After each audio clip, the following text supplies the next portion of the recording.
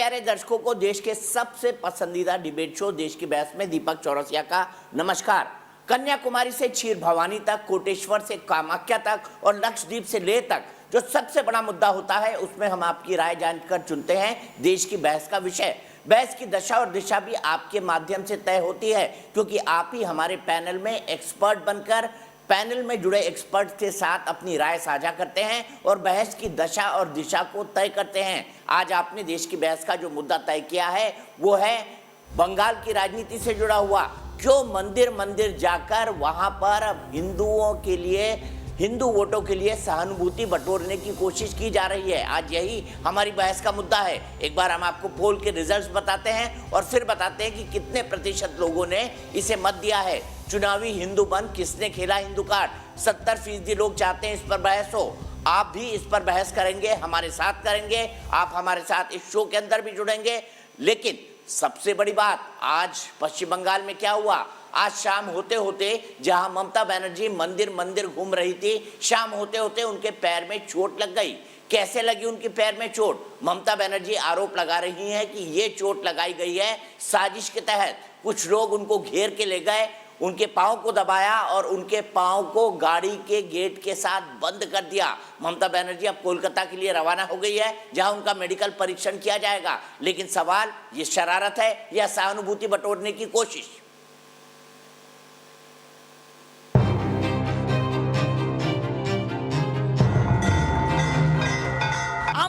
Hindu card खेलते जावें ना। आखिरकार शिवरात्रि से एक दिन पहले महादेव का नाम लेकर ममता दीदी ने नंदीग्राम के संग्राम में पहले पूजा की और फिर अपना पर्चा भरा। एक दिन पहले भी उन्होंने मां चंडी की पूजा की थी। मां दुर्गा से अपने सफल होने की मनोकामना की थी। दीदी ने भगवान जगन्नाथ से जीत के लिए हाथ जोड़े तो मां काली से किसी भी कीमत पर भरोसा न तोड़ने की उम्मीद लगाई है। मंदिर मंदिर, द्वारे द्वारे अब ममता दीदी भगवान के सहारे आ गई हैं। साथ ही बीजेपी को हिंदू कार्ड ना खेलने की चेतावनी दे डाली है। हालांकि कांग्रेस ने ममता दीदी के मंदिर मंदिर भटकने का कारण भी बता दिया है। जिंदगी में कभी हमें ये देखने को नहीं मिला कि हमारे मुख्यमंत्री चंडी पाठ कर रहे हैं। बीजेपी की डर से भरसक प्रयास में जुटे हुए हैं। 50,000 से ज्यादा वोटों से हराने का प्रण करने वाले बीजेपी के शुभेंदु अधिकारी ने ममता दीदी पर चंडी देवी के पाठ का गलत मंत्रोच्चारण करने का आरोप लगा सीख भी दे डाली। ममता बनर्जी ने गलत सरस्वती मंत्र बोला, ममता बनर्जी ने गलत चंडी पाठ किया। ममता बनर्जी राम शब्द सुनकर गुस्सा आता है, अपशब्द बोलता है, इसलिए जोगी जी पूजा पाठ करता है। असली मंत्र सुनने के लिए जोगी जी को एक बार लाना ही पड़ेगा। अब वो चंडी पाठ करके ये सिद्ध करने की कोशिश कर रही है कि मैं हिंदू हूँ। ऐसा क्या पाप किया उन्होंने जो मंच पे जाकर उनको चंडी पाठ करना पड़ रहा है? ऐसा लगता है कि ममता दीदी को जय श्री राम के जयकारे की गूंज ज्यादा असर कर रही है। साफ है कि टीएमसी की जिम्मेदारी अकेले उन्हीं के कंधों पर है। ऐसे में दीदी के लिए बीजेपी के हिंदूवादी विचारधारा से पार पाना बेहद चुनौतीपूर्ण बन गया है। ये वही ममता दीदी हैं जिन पर तुष्टीकरण के लिए आरोप लगता रहा है, लेकिन अब वो खुद को हिंदू बेटी बताकर इमोशनल कार्ड खेलने से भी नहीं हिचक रही। যারা হিন্দু মুসলমান করছেন তাদের আমি পরিষ্কার বলি, শুনে রাখুন, আমিও হিন্দু ঘরের মেয়ে। আমার সাথে হিন্দু কার্ড খেলতে যাবেন না। আমার সাথে হিন্দু কার্ড খেলতে গেলে আগে বলুন আপনি নিজে ভালো হিন্দু কিনা। पश्चिम बंगाल के चुनाव में ममता बनर्जी ने जिस तरह से अपनी रणनीति बदली है, उससे साफ है कि उन्हें जय श्री राम के जयकारे की गूंज से ज्यादा करना होगा। यानी चुनावी हिंदू तो बनना ही होगा, भले ही दरगाह मजार पर चादर चढ़ती रहे। क्या ये चुनाव के लिए चंद दिनों की पूजा पाठ है? यही आज देश की बहस है। तो ममता बनर्जी का हृदय परिवर्तन कैसे हुआ? क्योंकि ममता बनर्जी तो याद करी जाती थी मुहर्रम में जुलूस को निकालने में प्राथमिकता दिए जाने के मामले में। इस बात को लेकर कई विवाद खड़े हुए थे, मामला कोर्ट तक भी पहुंचा था। इसी पर बहस करने के लिए हमारे साथ कई सारे खास मेहमान जुड़ चुके हैं।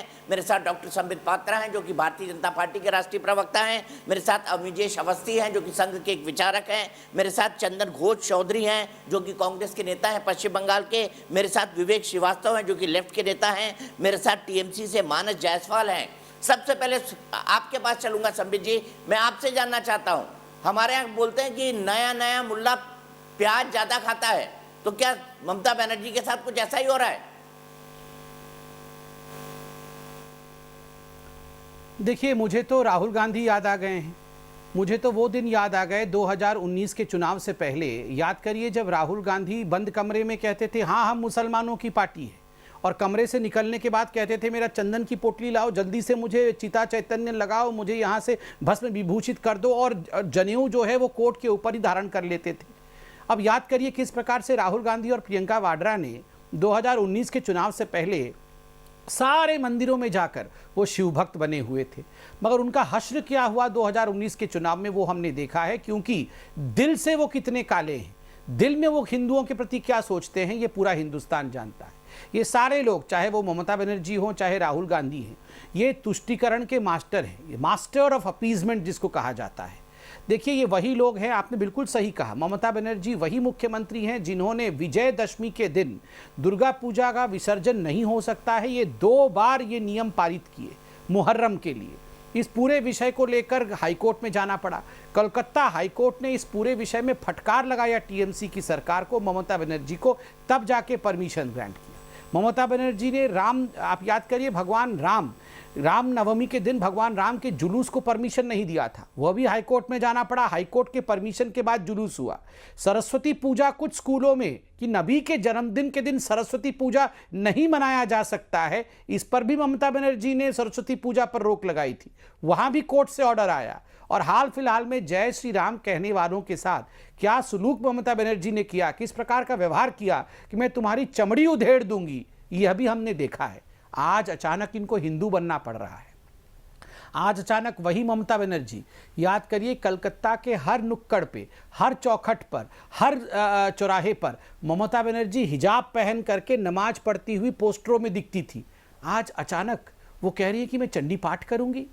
मैं तो कहूँगा धन्य है मोदी जी, धन्य है मोदी जी। जिस प्रकार से मोदी जी ने पूरे हिंदुस्तान के वातावरण को बिल्कुल साफ किया है और ये दिखा दिया है कि तुष्टीकरण करने वाले स्यूडो सेक्युलरिस्ट कौन है और असली में बिना अपीजमेंट और तुष्टीकरण के साथ काम करने वाले लोग कौन है, ये आज स्पष्ट हुआ है। ठीक है, मैं यहीं से लेता हूं और सीधे चलता हूं मानस के पास। मानस, मुझे बताइए, नया नया हिंदू बनने की क्या जरूरत थी? और मेरे सारे पैनलिस्ट को नमस्कार। सुन पा रहे हैं दीपक जी आप मुझे? सुन पा रहे हैं? सुन पा रहा हूं मानव जी आपको। बढ़िया बात है। सभी को मेरा नमस्कार। जी बिल्कुल, हमारे यहाँ पे हैं सभी को, और आपको भी। बहरहाल, नया नया हिंदू, ये आपका प्रश्न है तो थोड़ा विकिपीडिया या गूगल कर लेते सर। ममता बंदोपाध्याय, ममता बनर्जी, ये हिंदू नाम है और ये हिंदू ब्राह्मण नाम है। और जहां तक नंदीग्राम का सवाल है, नंदीग्राम में बहुत सारे मंदिरें हैं, बहुत सारी चीजें हैं, और दीदी आज भी बहुत सारे मंदिरों में गई हैं, और साथ ही साथ आपके कुछ भजन कीर्तन में भी गए हैं, क्योंकि बंगाल में हरे कृष्णा हरे रामा बहुत चलता है, और हमारा एक संगीत भी है, हरे कृष्णा हरे हरे टीएमसी घरे घर। जहां तक आज का ये माँ चंडी का पाठ का सवाल है, एक सिंबॉलिक स्टेटमेंट है दीदी की तरफ से, क्योंकि वो कालीघाट में जन्मी है। उन्होंने काली मंदिर में अपना मोटा मोटी पूरा जीवन ही अर्पित कर रखा है।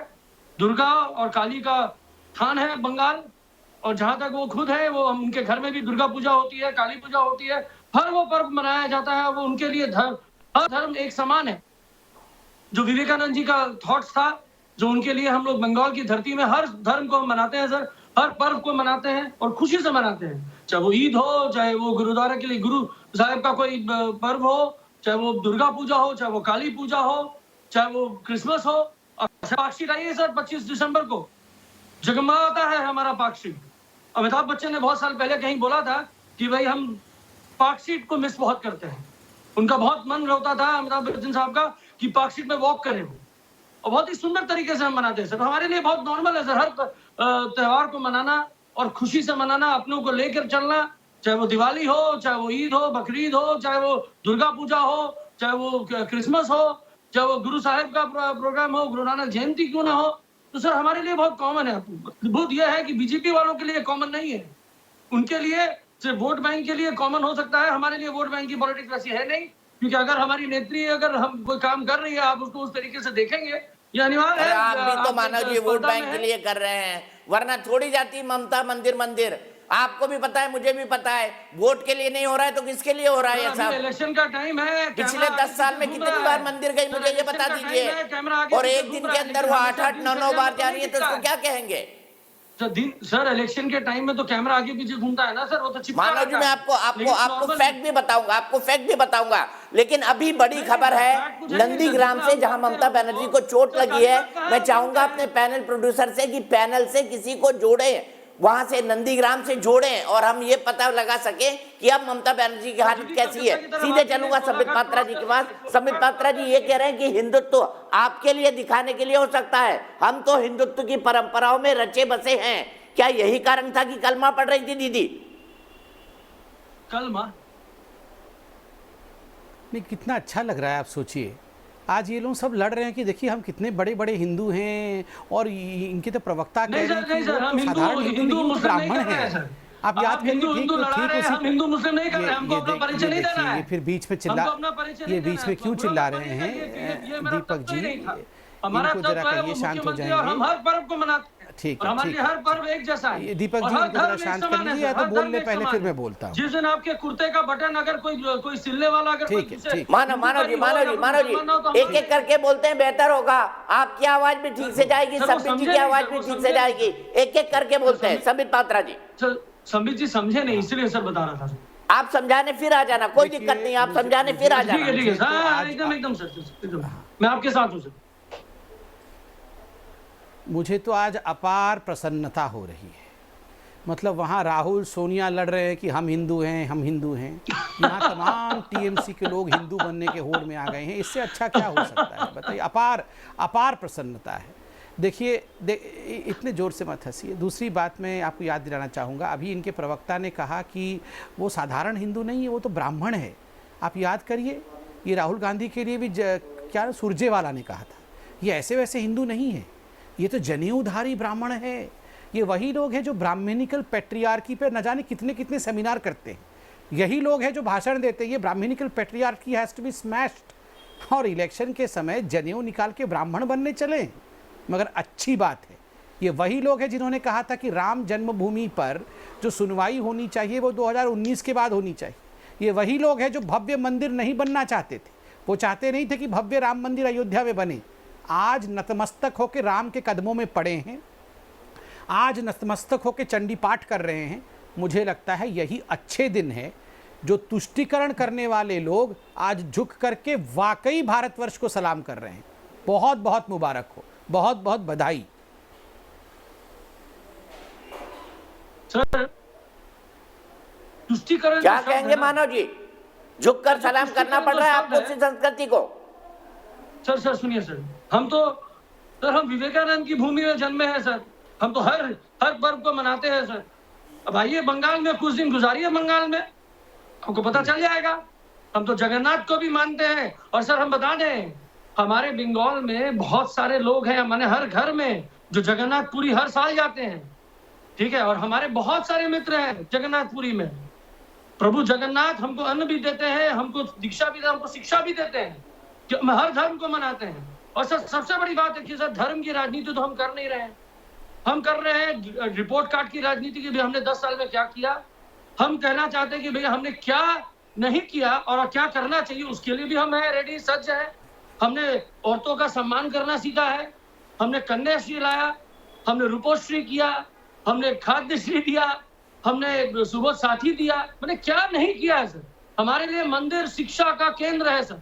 शिक्षा हमारे लिए मंदिर है। हम चाहते हैं कि हर वो बच्चा पढ़े, हर वो औरत स्वावलंबी हो, आत्मनिर्भर हो, जिसके लिए हम काम कर रहे हैं सर। हमारे लिए तो कुछ है नहीं सर।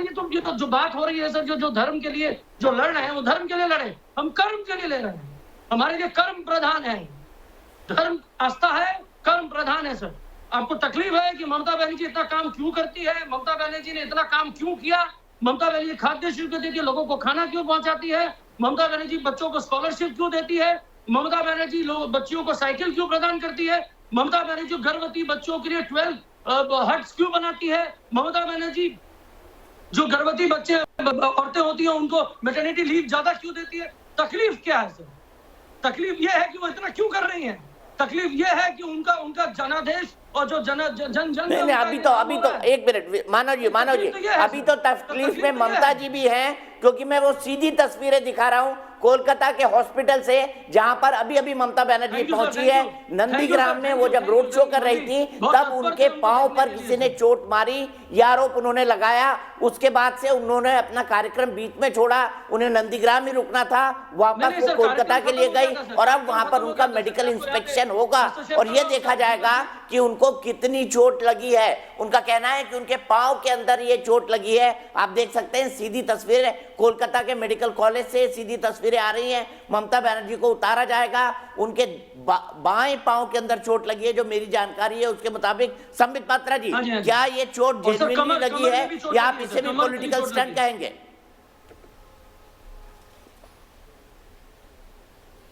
देखिए दीपक जी, मैं स्पष्टता कहना चाहता हूं, ममता बनर्जी के पैर में जो मोच आ गया है वो जल्दी से ठीक हो जाए और ममता बनर्जी दर्द मुक्त हो जाएं। इसके लिए हम उनको शुभकामनाएं देना चाहेंगे और वो जल्दी ठीक हो जाए, हम ये प्रार्थना भी करते हैं। मगर बिना किसी रिपोर्ट के, बिना किसी यहाँ फुटेज के, जिस प्रकार से टीएमसी ने कहा कि ये साजिश है, ममता जी ने तो पता नहीं किसी पार्टी का नाम नहीं लिया, मगर ये बीजेपी की साजिश है, ये जो टीएमसी के लोग कह रहे हैं, किस बिना पे कह रहे हैं? देखिए, मैं ये सवाल पूछना चाहता हूँ कि 3-4 यहाँ पर थ्योरी आ रही है। कोई कह रहा है कि ममता बनर्जी चल के जा रही थी, किसी पोल से टकरा गई। कोई कह रहा है कि ममता बनर्जी पैदल जा रही थी, किसी ने धक्का मार दिया। कोई कह रहा है वो गाड़ी में बैठी थी, आधा पैर बाहर था, किसी ने गाड़ी के दरवाजे को बंद कर दिया जिससे उनको चोट आ गया। कोई कह रहा है कि उनके ऊपर गाड़ी, बीजेपी की गाड़ी चढ़ गई। बताइए कहाँ से ये सब फुटेज कहाँ है? ये 4-4, 5-5 थ्योरी क्यों है? और बिना रिपोर्ट के बात करना, साजिश कह देना, ये कहीं ना, और ये मुख्यमंत्री हैं, कोई साधारण व्यक्ति नहीं है। मुख्यमंत्री का एक बहुत बड़ा सिक्योरिटी का काफिला होता है, उनके खुद के आईपीएस ऑफिसर वगैरह उनके साथ होते हैं। वो कहाँ थे? वो खुद कहा जा रहा है कीर्तन से वो निकल रही थी, बहुत भीड़ थी वहाँ पर भीड़ थी तो कोई भागा तो नहीं होगा, वहीं पर अटक गया होगा। सिक्योरिटी वालों ने पकड़ा क्यों नहीं? ये किस प्रकार की राजनीति हो रही है? क्या ये सहानुभूति की राजनीति हो रही है या वास्तविक राजनीति है? ये सारा विषय रिपोर्ट आने के बाद मालूम पड़ेगा। रिपोर्ट से पहले कुछ भी टिप्पणी करना उचित नहीं है। ठीक है, मैं सीधे मानव से, मानव, सहानुभूति के लिए राजनीति हो रही है? सर देखिए, मैं तो सबसे बड़ी बात, सबसे पहले आपको ये बता दूं, दी को किसी सहानुभूति की जरूरत नहीं है। वो शेरनी है, she is a royal Bengal tigress, और जिस तरीके से वो लड़ रही है और जिस तरीके से देखा जा रहा है कि 8 फेजेस में जो इलेक्शन हो रहा है, एक डिस्ट्रिक्ट में 2-3 दिनों में 2-3 फेजेस में इलेक्शन हो रहा है, ये ऑलरेडी सिद्ध करता है कि डरा कौन है और सहानुभूति की किसको जरूरत है। मेरी पूरी संवेदना है बीजेपी के प्रति, जो वो सोच रहे हैं कि भाई दीदी को डरी हुई है, ऐसा नहीं है। दीदी एकदम सशक्त है और दूसरी तरीके से शक्ति के लिए शक्ति का प्रतीक है वो, और शेरनी को किसी से भय नहीं है। अरे भाई वो अकेले ही लड़ रही हैं पूरे बीजेपी कौम से, कोई तकलीफ नहीं है। आपके 20 मंत्री आ जाएं, 40 प्रभारी आ जाएं, और हमारे मतलब आप कांग्रेस को कहीं मानते ही नहीं। चंदन घोष जी, टीएमसी ने तो आपको फारिग कर दिया, चंदन घोष की पार्टी को मानते नहीं है। वो कह रहे हैं कि खाली बीजेपी और टीएमसी में फाइट है। बताइए चंदन घोष जी। मानव जी रुकिए, थैंक यू। मैं आ रहा हूँ संबित जी आपके पास।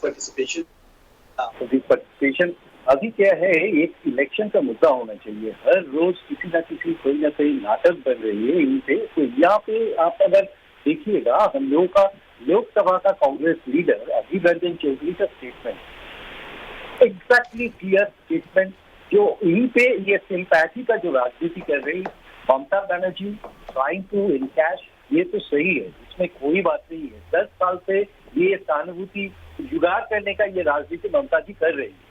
इसके साथ साथ बीजेपी का जो अभी यहाँ का डेवलपमेंट है, इसका मुद्दा क्या है, व्हाट इज द पर्पस? एकदम क्लियर पर्पस ही हिंदुत्व लाइन को थोड़ा आगे बढ़ाने का। कोई डेवलपमेंट का मॉडल अभी तक लोग शेड्यूल करने नहीं सके। यहाँ पे संदीप पात्र जी है, he knows it very well, he's a very good orator, I am very great admirer of him. लेकिन प्रॉब्लम क्या है, ये बात बोलने का नहीं है, एग्जैक्ट कॉन्टेक्स्ट बंगाल में क्या है, what is development here and what are the models of development. यहाँ पे मोदी जी आ रहे हैं, यहाँ पे अमित शाह जी आ रहे हैं, यहाँ पे नड्डा जी आ रहे हैं, हर किसी का पास वो एक ही कार्ड है, ये हिंदुत्व कार्ड। किसी डिवाइसिव पॉलिसी, इलेक्टोरल बेनिफिट के लिए लोग कहाँ कहाँ एक्सचेंज कर रहे हैं जो सोसाइटी के लिए अच्छा नहीं है। It's not giving the write signal. तो यहाँ पे ये इतना सारे मतलब ये लीडर लोग, बीजेपी बोलिए या टीएमसी बोलिए, कोई पार्टी एक सीधा बात नहीं कर रहे जिससे बंगाल जनता को, आम जनता को इससे कोई मतलब कोई सहारा मिले। इतना सारे प्रॉमिस है और कोई इतना सारे इंप्रेशन भी बने जिससे बंगाल, अच्छा, ठीक है, बंगाल का जो ठीक है, आपका पॉइंट वेल टेकन, आपका पॉइंट वेल टेकन। लेकिन सीधे अवनीश जी के पास चलता हूँ। अवनीश जी, आपको लगता है चंदन घोष जी सही बोल रहे हैं? कोई डेवलपमेंटल एजेंडा नहीं, सिर्फ कम्युनल पॉलिटिक्स कर रहे हैं आप लोग।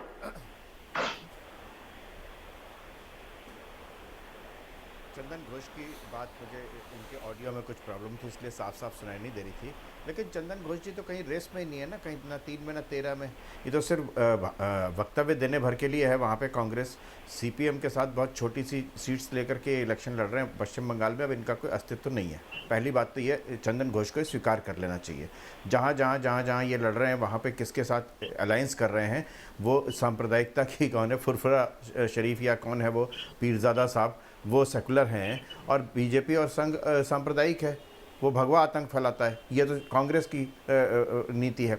महत्वपूर्ण बात यह कि ममता बनर्जी आज जो मंदिर घूमने पर मजबूर हो गई। मैं मानव जायसवाल से पूछना चाहता हूँ, इससे पहले कभी घंटा घड़ियाल बजाते हुए मैंने तो देखा नहीं। अलबत्ता हिजाब पहने हुए उनको जरूर देखा, कलमा पढ़ते हुए जरूर देखा। वो फोटो अब तक क्यों नहीं आई सोशल मीडिया पे, जब वो घंटा घड़ियाल बजाते हुए जोर जोर से स्तोत्र का पाठ कर रही हैं। और सुन लीजिए मानव जायसवाल सुन लीजिए, ये वही ममता बनर्जी हैं जिन्होंने कहा था कि वो जो मुसलमान मुझे वोट देता है, गाय देने वाली दूध की दुलत्ती भी सहूंगी मैं। और रामधनु का विवेक श्रीवास्तव, अभी तुम्हारा नंबर नहीं आया, तुम्हारा भी अभी नंबर आ रहा है, तुम्हारे बारे में भी बोलूंगा। डेवलपमेंट की बात कर लीजिए। सर ये बुद्धिजीवी कौन है सर? अगर इस तरीके से बात करेंगे चीन तो कैसे स्पर्धा होगी सर? देने वाले थोड़ा तू तड़क ना करें, थोड़ा सामान्य तरीके से बात करें सर। आपका चैनल है सर, इसकी गरिमा मेंटेन करें। ये वही ममता बनर्जी है। क्या है सर? वही ममता बनर्जी है जिन्होंने सरस्वती थोड़ा गरिमा मेंटेन करने के लिए बोलिए दीपक जी। ये वही ममता तो हम तो आपके गेस्ट हैं। ममता बनर्जी है जो जय श्री राम का नारा लगाने पर कहती थी चमड़ी उधेड़ दूंगी। आज ऐसे लोग, ठीक है, हम गरिमा मेंटेन करते हैं, लेकिन मैं आप तीनों को रोकूंगा। मैं सबसे पहले चलता हूँ लखनऊ, रंजन सिंह के पास। मेरे एक दर्शक जुड़ गए हैं, रंजन सिंह। रंजन, क्या कहेंगे, क्यों ममता को मंदिर जाने की जरूरत पड़ी है? जी, ये ममता बनर्जी जी जो आज की डेट में जो राजनीति कर रही है, एक मौका परस्त राजनीति। तो जय श्री राम से परहेज है, जय श्री राम के नारे लगाने वालों के ऊपर मुकदमा दर्ज करके जेल भेज देती हैं, दुर्गा पूजा पे रोक लगा देती हैं, लक्ष्मी पूजा पे रोक लगा देती हैं, विसर्जन पे रोक लगा देती हैं। आज जब चुनाव आ गया तो मंदिर मत्था टेक रही हैं, ये जाप करवा रही हैं। तो इनसे जो है बंगाल की जनता को सतर्क रहने की आवश्यकता है। और मैं सभी राजनीतिक पार्टियों को कहना चाहूंगा, इनको जो है धर्म की राजनीति करना ये बंद कर दें, विकास की राजनीति करें, शिक्षा की राजनीति करें, धर्म की राजनीति करना बंद कर दें। सबसे ज्यादा संबित पात्रा जी, आपकी पार्टी पर आरोप लगता है कि आप लोग धर्म की राजनीति करते हैं। धर्म की ही राजनीति करते हैं। देखिए, किसी भी राजनीतिक पार्टी में और किसी भी राजनीतिक परिप्रेक्ष्य में नीति और रीति दोनों पे बात होनी चाहिए। नीति मतलब कितना टॉयलेट बनाया गया, कितना सड़क बनाया गया, कितनी बिजली दी गई, कैसे पानी दी गया, ये नीति है। और रीति मतलब क्या आप अपने देश के सैकड़ों वर्षों के रीति को समाप्त कर रहे हो? क्या आप एक समुदाय विशेष को अपीज करने के लिए, उनकी तुष्टिकरण के लिए दूसरे समुदाय को पीछे छोड़ने का प्रयास कर रहे हैं? आप अगर यहाँ स्टाइपेंड बांटेंगे, आप पॉलिसी बनाएंगे कि केवल मौलाना, ये देखिए, मैं तो बीच में नहीं बोल रहा था, ये कौन बोल रहे हैं मैं सुन नहीं पा रहा हूँ, मगर मैं तो जान नहीं पा रहा हूँ। इनकी आवाज जरा कम करिए। अच्छा, ये कम्युनिस्ट बोल रहे हैं, जरा ये कम्युनिस्टों की आवाज। विवेक श्रीवास्तव जी सुन लीजिए ना, उसके बाद मैं आप ही के पास आ रहा हूँ, काउंटर के लिए मैं आप ही के पास आ रहा हूँ। विवेक श्रीवास्तव जी, आप बहुत देर से आ रहे हैं मेरे पास। ये नॉन स्टॉप बोलते रहते हैं क्या? ये आप रात को सोते हुए भी बोलते रहते हैं क्या? आप कितने मुसलमानों को लोकसभा में टिकट दिया? सुन लीजिए, आप नॉन स्टॉप मत बोलिए। आप चैंपियन बन रहे हैं आज।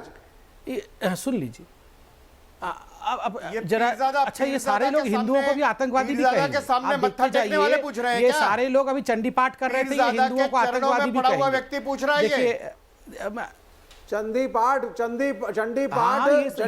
पीर ज्यादा है, वो व्यक्तिगत जो अरे ये खुद ही पीर ज्यादा हैं, ये उनके चरणों में क्या है, यही उनके चरण है। और चंडी पाठ यही पीर ज्यादा के चरण है, माइनॉरिटी पीर ज्यादा के चरण ही इनका यही है, पीर ज्यादा के चरण। और ये चरण में पड़े क्या हुआ है, ये तो चरण ही है। ज्यादा ने इस्लामिक स्टेट नहीं मांगा, आपने हिंदू राष्ट्र मांगा है। बोलते रहेंगे हमें कंप्लीट उन्होंने करने नहीं इस्लामिक देंगे, राष्ट्र मैं नहीं जानने से मांगा, पहले क्योंकि वो 9 तो बजे अम्बेडकर के तक कॉन्स्टिट्यूशन को फॉलो कर रहे हैं। ये जरा आप चाहते हैं विवेक श्रीवास्तव जी सुन तो लीजिए उनको, सुन लीजिए विवेक जी, सुन लीजिए उनको, उसके बाद काउंटर के लिए आप ही के पास आऊंगा। सुनते हैं संबित साहब, पात्रा ये जी हिंदू पोलराइजेशन के अलावा बोलने के लिए है क्या इनके पास? रोज सुनते हैं तो बताइए, डिबेट में घर में बैठिए। तुष्टीकरण हो रहा है साहब। देखिए दीपक जी, की बात ये डिबेट खराब करने आते हैं, ये लोग डिबेट करने नहीं आते। दीपक बंगाल में अगर आप आ जो गए, लोग देख रहे होते चैनल, फिर इनको प्राइस देखने क्या के बाद वो होगा? चैनल चेंज आप कर बता देते दीजिए, हैं, ये नॉन स्टॉप चिल्लाते आप हैं। बता दीजिए, भारतीय जनता पार्टी की सरकार बंगाल में आएगी, बैठा हूं दीपक जी, सिलेंडर मुझे जाना कितने का भी है, मैं बिकेगा, 9 बजे तक का पेट्रोल समय है। कितने का होगा, अगर ये अलाउ डीजल करेंगे तो कितने मैं का होगा? बोलूंगा, वरना आप इनके बता ऊपर दीजिए ना सर, पत्थर मैं पे सर चुप मार हो के गया। कोई फायदा नहीं। आप बताइए अच्छा चलिए विवेक श्रीवास्तव जी, आपके हर सवाल का जवाब मिलेगा, उनको कंक्लूड कर लेने दीजिए, वो 9 बजे तक ही है। संबित जी बोलिए आप प्लीज, विवेक श्रीवास्तव की आवाज नहीं जा रही है। मुझे पता है अभी वो बिना फिगर दिए भागेंगे, ये भी जानता हूं मैं। देखिए दीपक जी, मैं चलिए दीपक जी, मैं इतना कहना चाहता हूं कि जहां तक रीति और नीति का सवाल है, आप याद करिए, ये वही ममता बनर्जी है जिन्होंने एक पॉलिसी, एक नीति बनाई थी कि केवल मौलानाओं को ही स्टाइपेंड दिया जाएगा, पंडितों को स्टाइपेंड नहीं दिया जाएगा। अरे भैया आप बताइए, सिलेंडर कितने का देंगे आप? आप मौलाना पे क्यों पहुंच जाते हैं? आज अचानक ये मैं बात डेवलपमेंट की करता हूं, आप हिंदू मुसलमान करने लगते हैं। क्यों नहीं पहुंचेंगे भैया? आप डेवलपमेंट की बात करिए सर। पीरजादा साहब को बोलिए जरा चुप रहिए। चलिए कोई बात नहीं दीपक जी, मुझे लगता है डीजल कितने का देंगे बंगाल में? आप बताइए ना। बंगाल में आपने वैट नहीं है, अरे आप बंगाल में वैट के बारे में पूछ क्यों नहीं रहे ममता जी से? ममता जी के आपको पैसा मिला है क्या ममता बनर्जी से? ये पैसा खा के बैठे होंगे दीपक जी। दीपक जी, ये विवेक जी पैसा लेके बैठे हैं ममता जी के स्पोक्स पर्सन। इनका तो आजकल यही काम है, ये यहाँ से वहां से पैसा ले लेते हैं इनके प्रवक्ता और बैठ जाते हैं। मैं कह रहा हूँ आपकी सरकार आ जाएगी, कितना मिला होगा? 5-6 रुपए इनको मिला होगा, उसी में आके ममता बनर्जी की बैटिंग कर रहे हैं। बैठ जाओ 5-6 रुपए लेके ममता बनर्जी के स्पोक्स पर्सन बने हुए हैं। आप क्लेम कर रहे हैं सत्ता में आ रहे हैं, तो आप साइड में क्यों रखते? ममता बनर्जी की गुड़िया है जो साइड में रखते हैं। साइड में कैसे रख दें? साइड में तो आप पड़े हुए हैं। आप आ रहे हैं ना सत्ता में, आप क्लेम कर रहे हैं। अच्छा, मैं आप पड़े हुए साइड के लिए रुकूंगा, मैं सीधे नंदीग्राम चलूंगा। मेरे सहयोगी धीरेन्द्र पुंडीर वहां से जुड़ रहे हैं। नंदीग्राम में ममता बनर्जी को चोट लगी है। धीरेन्द्र, क्या हुआ ममता बनर्जी जी के साथ नंदीग्राम में, बताइए। देखिए, जैसे ममता बनर्जी ने कहा कि आने के बाद कि उन पर हमला हुआ, साजिश है, तो हम लोग सिर्फ मौका वारदात पर पहुंचे जहां बताया जाता है कि हादसा हुआ। मैं आपको थोड़ा दिखाने की कोशिश करूंगा, मेरे विजय मेरे साथ जाएंगे कि किस तरह से ये पूरा जो घटनाक्रम हुआ है वो जो यहाँ के लोगों ने बताया है। ये जो जगह है जो जहाँ से वो आ रही थी, हम लोग उनको सुबह से ट्रैक कर रहे थे। जब वो मंदिर लगातार 5-6 मंदिरों को देखने के बाद जब इस बुरुलिया मार्केट से गुजर रही थी तो वो इस जगह पर पहुँचती हैं। ये जगह है जो यहाँ दिखाई देते हैं, इस जगह पर यहाँ वो आती हैं और यहाँ उनका दरवाज़ा, यहाँ ये जगह है जहाँ उसके दरवाज़ा लगने की बात की जा रही है। ये जगह है, आप इसको, इन दोनों के बीच में वो दरवाज़ा लगा। यहाँ बहुत सारे लोग हैं जिन्होंने इस पर कहा था। आप अभी बता रहे थे कि क्या हुआ था? बांग्ला आप बताइए किस तरह से हुआ था, क्या हुआ था? आप বাংলা में शायद জি এখানটায় ধরুন আপনি ওখানটায় আছে মমতা ব্যানার্জি হাত জোড় করে এসছে, গাড়ি ওখানটায় দাঁড়ানোর সমস্যা আছে, এখানটায় এসছে, মানে ওখানে পাবলিক যথেষ্ট আছে। তারপরে এখানটায় এসে উনি দরজা খুলে হাত জোড় করে নামতে গেছে, দরজা খুলতে গেছে, হাত জোড় করে রাখছে। তারপরে এখানটায় একদম পোস্টারে লাগা, पोस्टर किसी को उनके ऊपर कोई हमला यहाँ नहीं हुआ? आप लोग कुछ नहीं हमला हुआ कोई भी, मतलब दीपक जी ये जो यहाँ आने के बाद चूंकि मुख्यमंत्री ने जो कहा था तो हम लोग तुरंत यहाँ न्यूज नेशन यहाँ पहुँचा घटनास्थल पर। यहाँ बहुत लोग हैं जो ये सब चीज़ें बता रहे हैं कि वो यहाँ से ममता बनर्जी अपनी गाड़ी के साथ आ रही थी, वो हाथ जोड़ रही थी यहाँ जो उनके समर्थकों की भीड़ थी, और वो दरवाज़ा, चूँकि सड़क के बीच में इस तरह के पिलर आपको अमूमन नहीं दिखते हैं, जो जिस तरह के लोहे के 2 पिलर थे, तो लगता है कि उसी असावधानी के चलते वो यहाँ दरवाज़ा, जो लोगों के मुताबिक है, यहाँ वो दरवाज़ा खुला और उस दरवाजे दरवाजे को लगने के बाद वो सीधा यहाँ जी, और पूरा उनकी सिक्योरिटी भी यही थी, और वो दरवाजा बंद हुआ। वो दरवाजा जब बंद हुआ तो वो उनके पैर पर लगा, पैर पर लगने के साथ साथ यहाँ उनके चोट लगने की बात की गई। कहाँ आपने देखा था, किस तरफ से आ रही थी? सुना है जे ऐसे चोट लगे ना गेट में लग दे पाया। कोई हमले ना कोनो हमला नहीं, कोई हमला ना कोई नहीं हमला, कोई भी हमला ना कोई नहीं हमला, किसी ने नहीं देखा यहाँ हमला होते हुए? कोई ना हमला।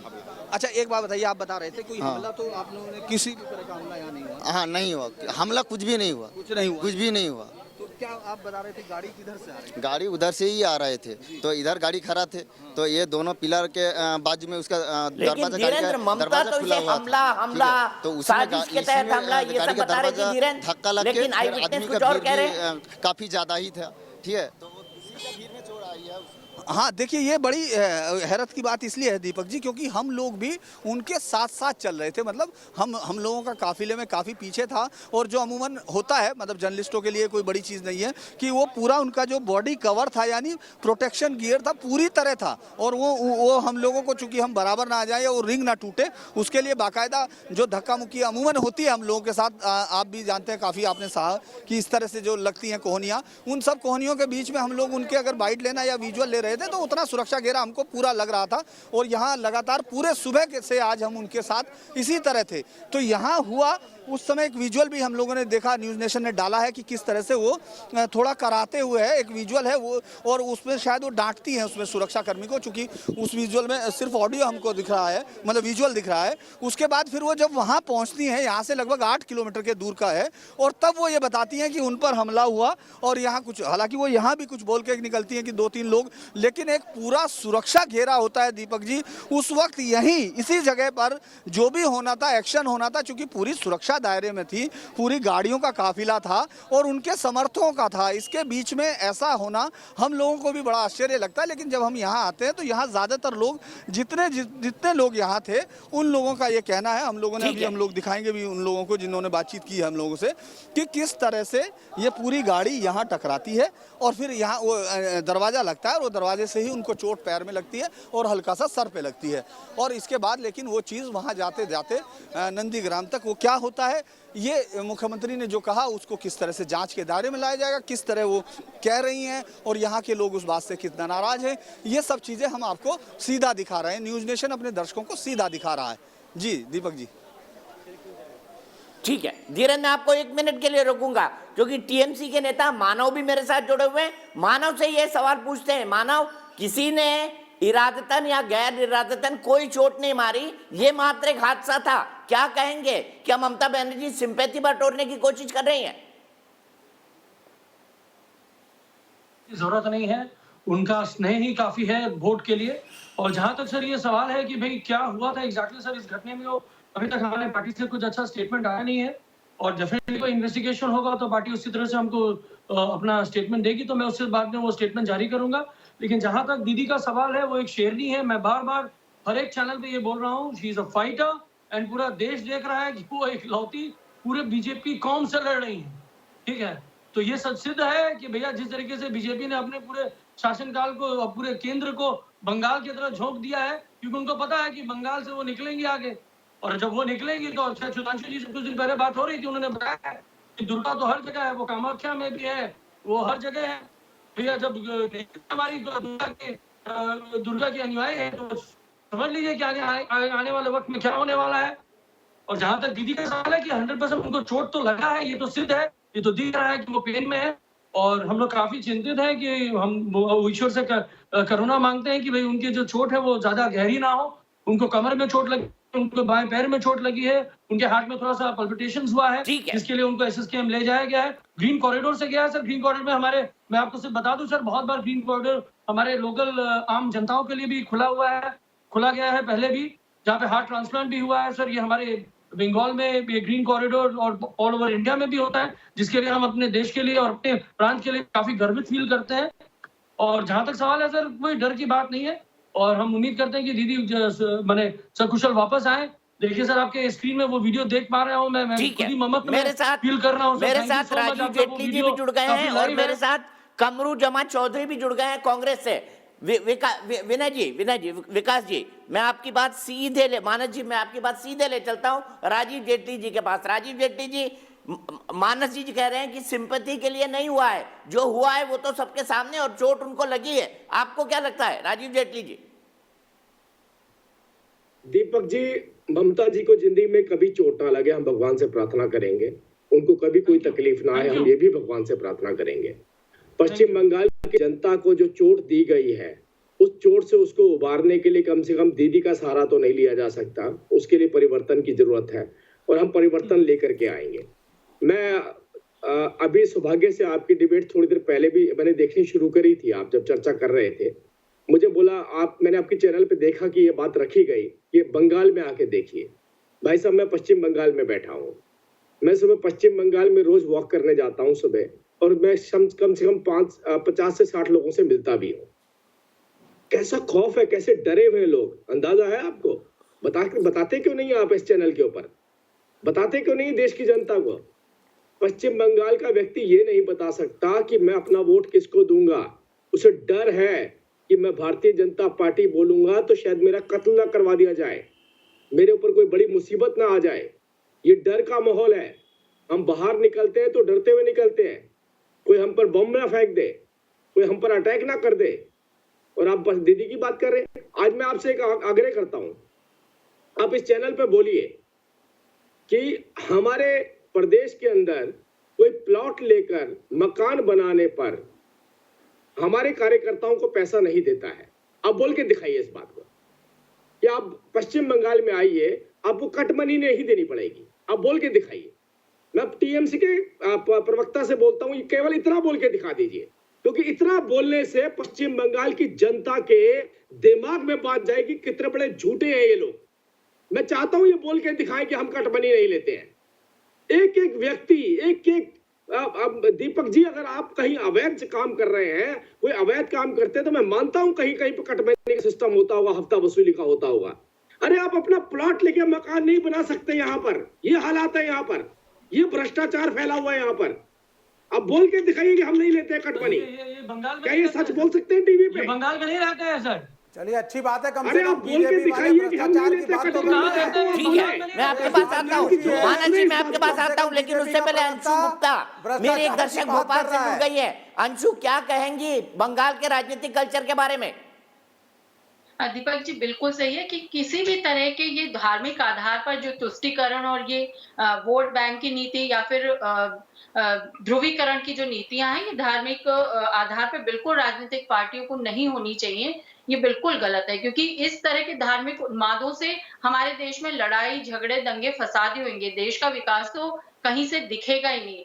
देश के विकास को चाहिए कि पॉलिसीज होनी चाहिए इनकी, चुनाव आयोग को भी इनके ऊपर एक पैनी निगाह रखनी चाहिए, वहां उनका इंटरफेरेंस होना चाहिए। कहीं ना कहीं इनकी जो घोषणा पत्र हैं उनको बिल्कुल बाध्यकारी होना चाहिए, क्योंकि पॉलिसी किस तरह की ये ला रहे हैं, इनके विजन डॉक्यूमेंट जारी होने चाहिए कि पॉलिसी लेके तो आ रहे हैं विकास की, पर वो लागू कहां से होंगी। तो ये सारी चीजों में इमोशनल कार्ड नहीं खेलना चाहिए। पब्लिक को लड़ाने के साथ ही देश में उन्माद जब होता है तो देश की हमारी विकास की गति रुकती है।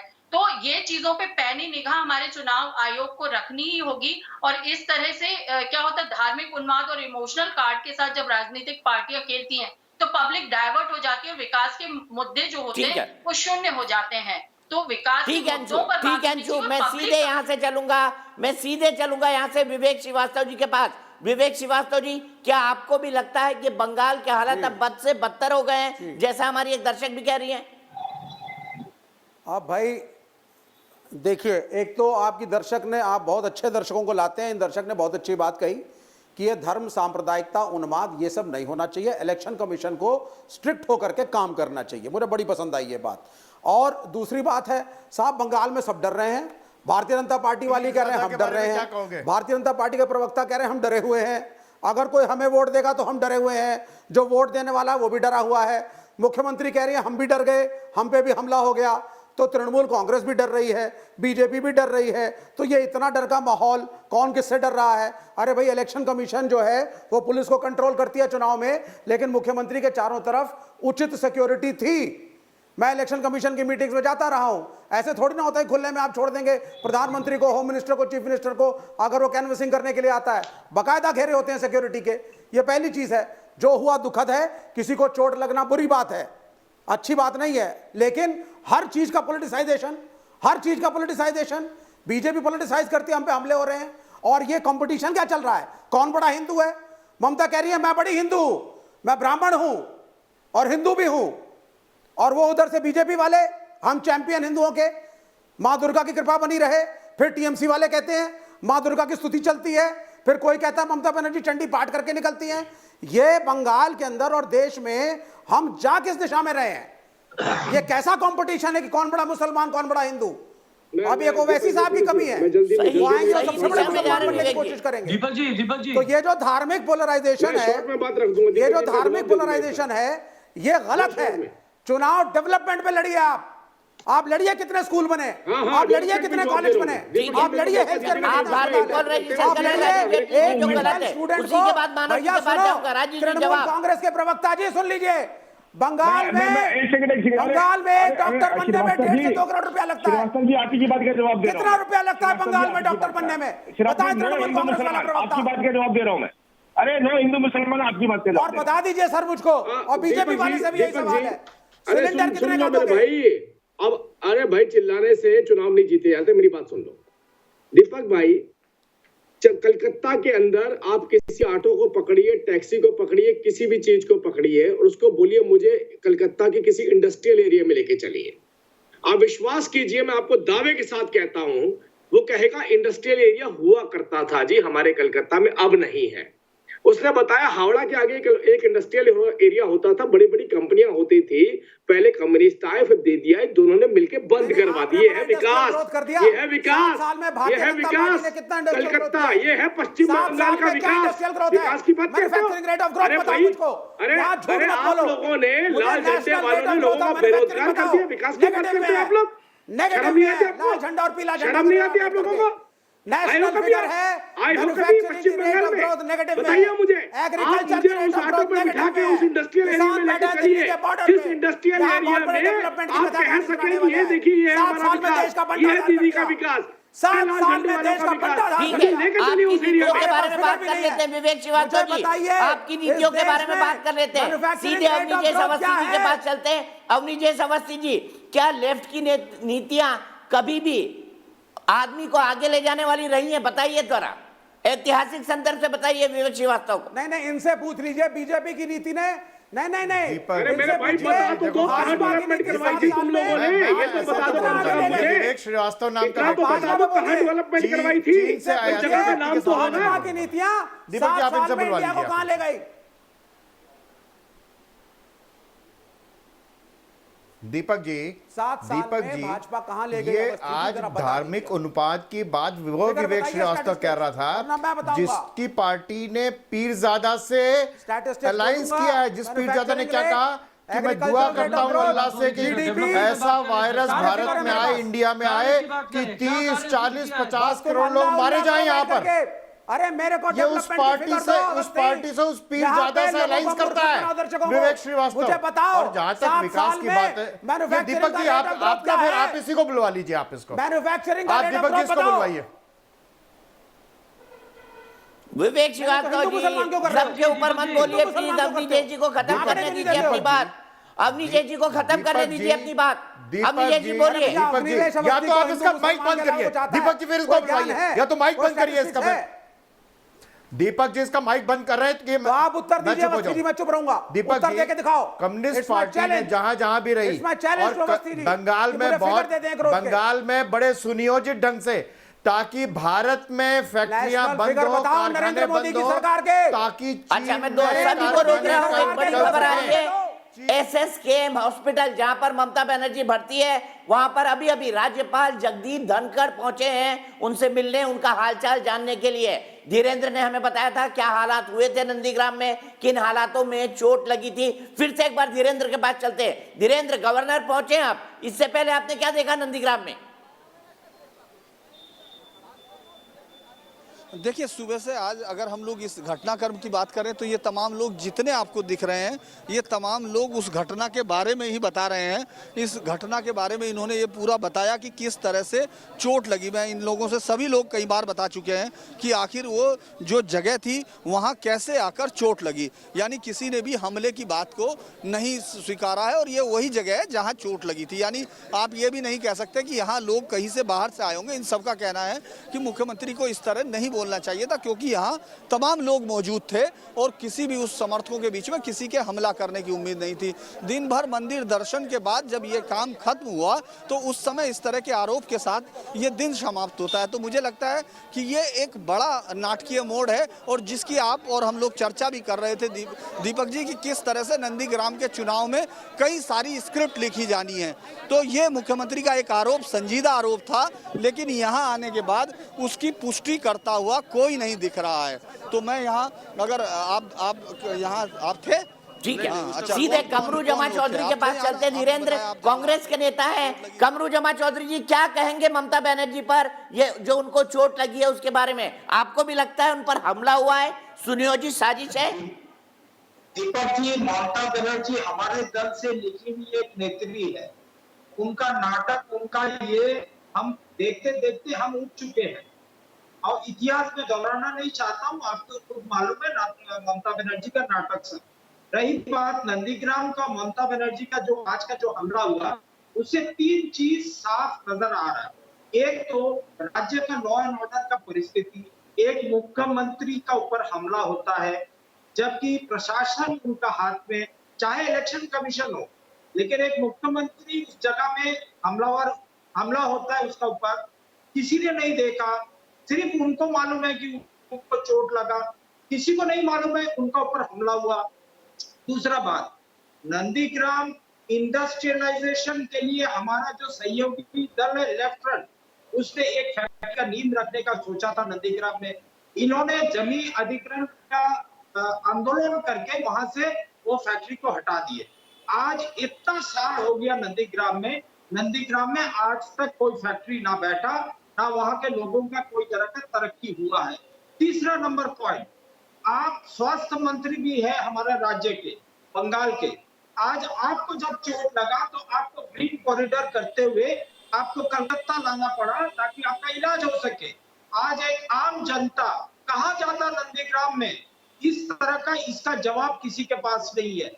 दूसरा पॉइंट में जो आना चाहता हूँ, ठीक है, वैलिड पॉइंट है आपका। मैं सीधे वाराणसी अपने एक दर्शक के पास चलता हूं। कमरू साहब, आपको यहीं रोकूंगा। मैं अपने एक दर्शक के पास चलता हूं। कमलेश चंद्र त्रिपाठी वाराणसी से मेरे साथ जुड़ गए हैं। कमलेश, क्या कहेंगे मंदिर जाने वाली राजनीति पर आप?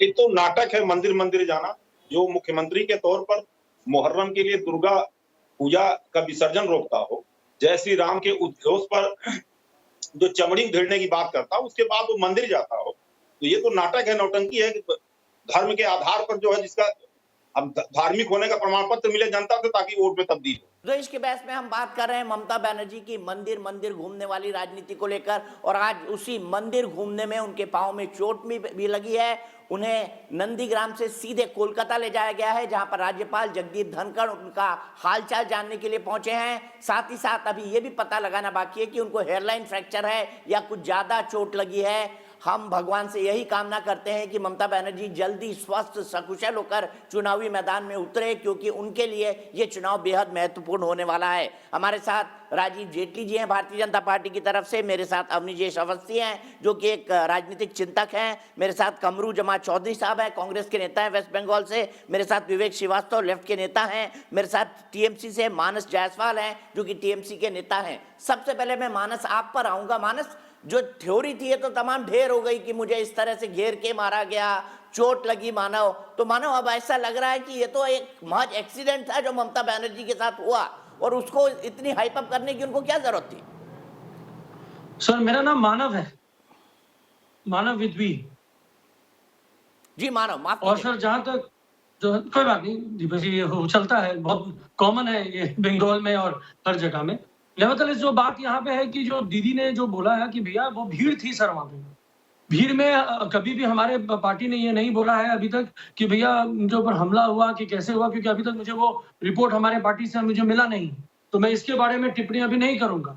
और जहां तक इन्वेस्टिगेशन का सवाल है, तो इन्वेस्टिगेशन होना चाहिए और सबको सत्य सबके सामने आए, सबके पक्ष में आए। कुछ देर पहले सर हमारे प्रवक्ता थे जो बीजेपी के, वो हमें कंप्लेन कर रहे थे कि भाई बंगाल असुरक्षित है, यहाँ पे तनाव है, ये है वगैरह है, तो वो बोल रहे थे कि वो मॉर्निंग वॉक में जाते हैं। तो सर वो मॉर्निंग वॉक में अकेले जाते हैं कि पूरे सुरक्षा गण के साथ जाते हैं? और अगर वो अकेले जाते हैं तो ये सिंपल सिद्ध है कि हम सुरक्षित स्थान पे हैं। जहां तक दूसरा सवाल है सर, जहां डेवलपमेंट की बात है, तो सर हमारा जो एवरेज पर इनकम जो था वो लगभग डबल से भी ज्यादा हो गया पिछले 9 से 10 सालों में।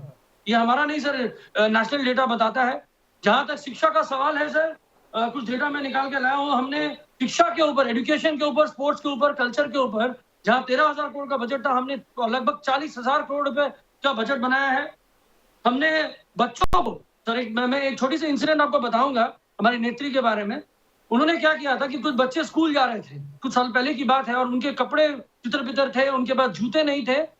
उस दिन दीदी ने डिसाइड किया कि जब भी वो मुख्यमंत्री बनेंगी तो सबसे पहले बच्चों को सही कपड़े उपलब्ध कराएंगे और बाटा के जूते उपलब्ध कराएंगे सर। जैसे बाटा के जो जूते होते हैं सर, वो सबसे अच्छे होते हैं, नोटी बॉय जूते सर, हम भी पहन के बड़े हुए हैं सर, तो बाटा के जूतों को उपलब्ध कराएंगे, उन्होंने करवाया है। दूसरी चीज सर, जो खाने का जो होता है, जो मिड डे मील होता था, मेरे घर के बगल में एक किरांगन है जहाँ मिड डे मील बनता था सर, जो लाल पंथी जो सीपीएम की जो सरकार रही है, मैंने इतने गंदे तरीके से वो लोग बनाते थे। हम लोग काफी कंप्लेन और काफी हम लोगों ने कंप्लेन भी करते थे, कोई सुनवाई नहीं होती थी।